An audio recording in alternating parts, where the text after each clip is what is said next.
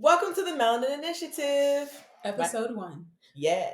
My name is Alicia. I'm Geraldine. And I'm Kimberly. In today's episode, we're going to be talking about what do we do? What's our podcast? The Melanin Initiative and health literacy.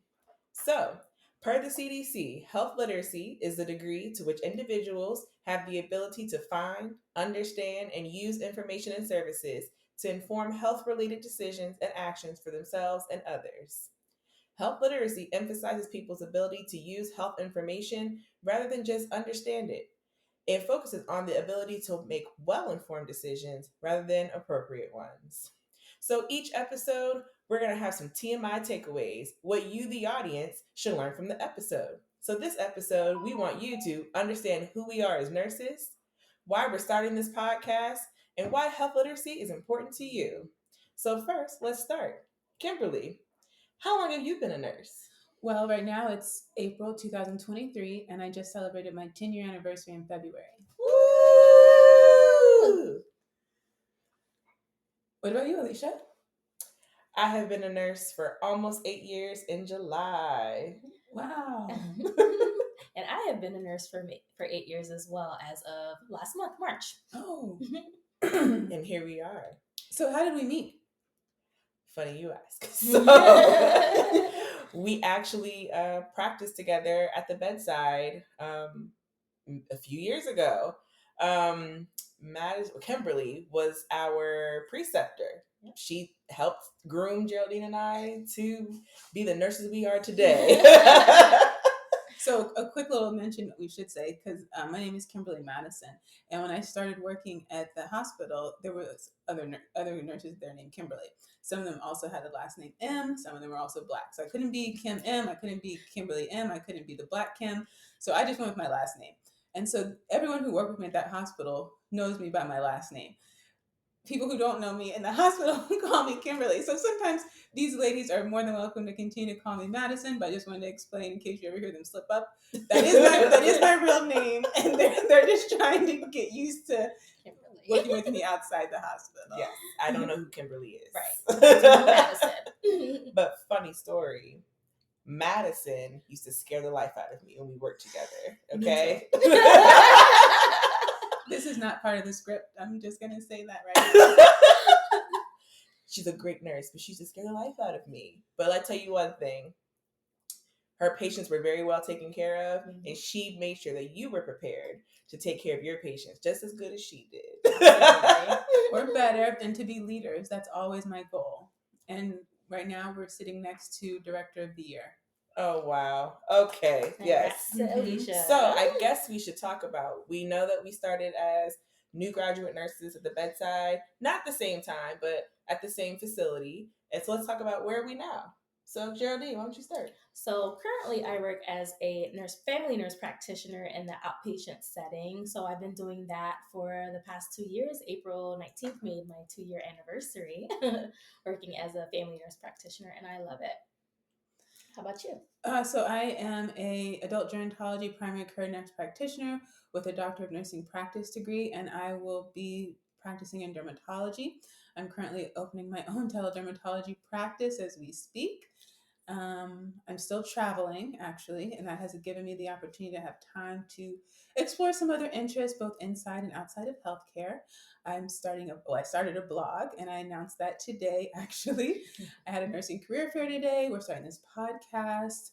I have a lot of little endeavors outside of those things that maybe we'll talk about later on as you get to know us better. That's Black Girl Magic right there, isn't it?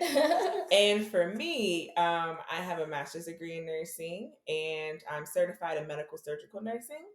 And for my profession at this point in my life, I am a nursing director of 2 units on the inpatient side. So I run an observation unit, and then I run a medical surgical unit. So that keeps me plenty busy. Sounds like it. So we're going to switch gears a little bit and talk to you guys more about our mission.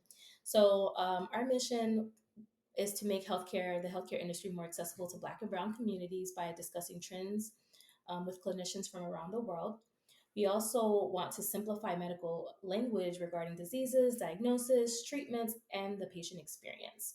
And lastly, we want to provide a safe space for people to ask questions and have their concerns addressed through unbiased dialogue. Our vision is to be the premier nursing voice for the promotion and enrichment of health literacy for communities of color. Communities of color. What that means to me is, as coming as a child of immigrant parents, I feel as though there is definitely a gap in understanding as far as healthcare in general, health chronic understanding chronic healthcare conditions. In addition to the gap in knowledge, there's also the language barrier when it comes to being a child of immigrant parents.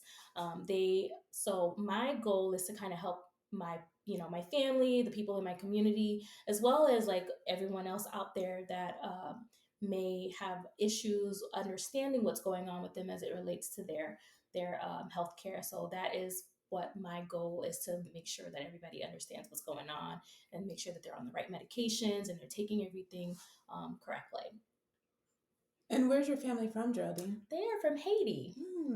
Wonderful. Hopefully we'll learn more about that culture as we continue on with the podcast. So we're just going to tell you a little bit about our name, the Melanin Initiative, and why we chose it. Well, we know that healthcare itself can be overwhelming, and patients and families can feel like they're given too much information and not enough time. Hence the TMI Initiative. It's our goal to simplify the patient experience and empower you with the tools to maneuver the healthcare system. We wanted to make it make sense. And that's the key. We're going to make it make sense. So what can they expect each week, Alicia? Let me tell you, Kimberly. Each week, we'll be discussing common diseases, treatments, the patient experience, and the nursing perspective, the Black nursing perspective. This is our favorite part of the show because this is where you, the audience, comes in. We want to hear from you.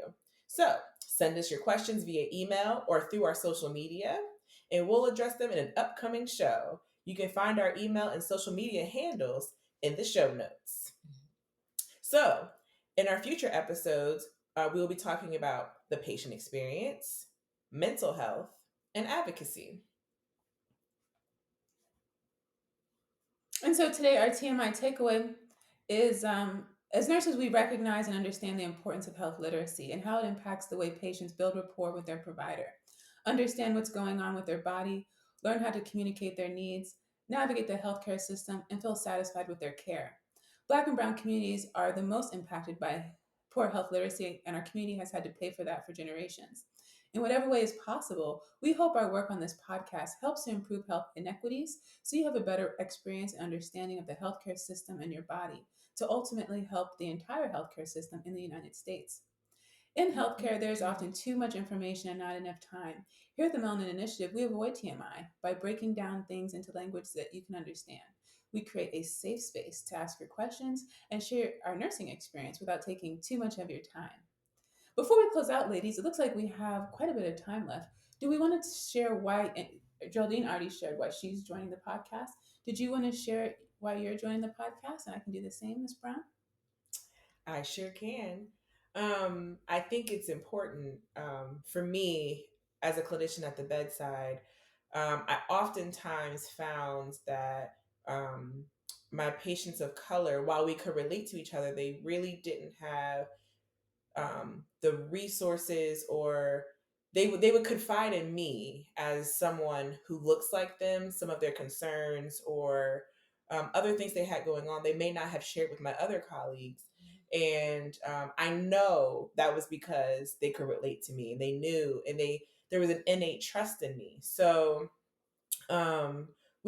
my particular goal is to meet people where they are. We don't want to just have you be sick and in the hospital to reach you and to speak with you. We want to speak to you when you're well. We don't even want to see you in the hospital. We want to reach you before you get there, you know? So that's kind of why I'm here. I want to reach you before, while the hospital is what currently keeps the lights on in the house. I really don't want to see you there. So my goal is to reach you before you get to the hospital, encourage you to go see your primary care and stay healthy.